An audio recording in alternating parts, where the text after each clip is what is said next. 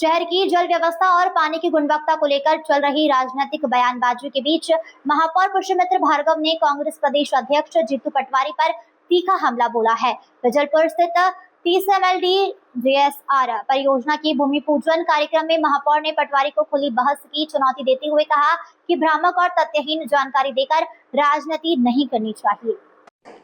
महापौर ने कहा कि पानी का डिस्ट्रीब्यूशन, सप्लाई सिस्टम, गुणवत्ता और नर्मदा जल की संपूर्ण व्यवस्था को समझना जरूरी है।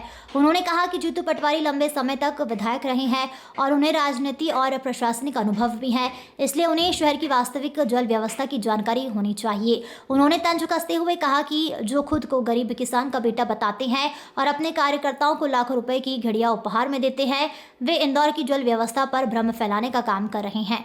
महापौर ने कहा, यदि पटवारी के पास तथ्य है तो वे सार्वजनिक मंच पर केवल इंदौर के पानी, उसकी सप्लाई, गुणवत्ता और वितरण व्यवस्था पर उनसे खुली बहस करें। महापौर ने कहा कि भाजपा परिषद ने पिछले वर्षों में पानी की नेटवर्किंग और वितरण व्यवस्था को मजबूत करने का काम किया है। इसके कारण सीमित संसाधनों के बावजूद बढ़ती आबादी तक पानी पहुंचाया जा रहा है।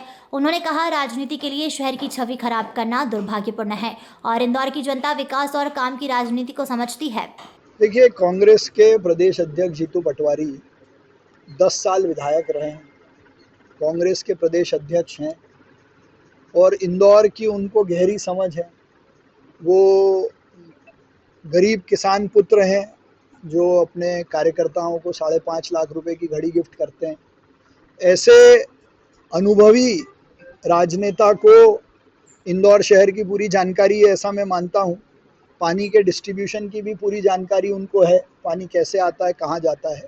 उसके बावजूद वो इंदौर शहर में लोगों के बीच भ्रम फैलाने का काम कर रहे हैं, इंदौर की छवि खराब करने का काम कर रहे हैं। इसलिए मैंने उनको एक खुली चुनौती दी है कि इंदौर में पानी का डिस्ट्रीब्यूशन, भविष्य की चुनौतियाँ, जल संरक्षण पर वो मुझसे खुली बहस करें।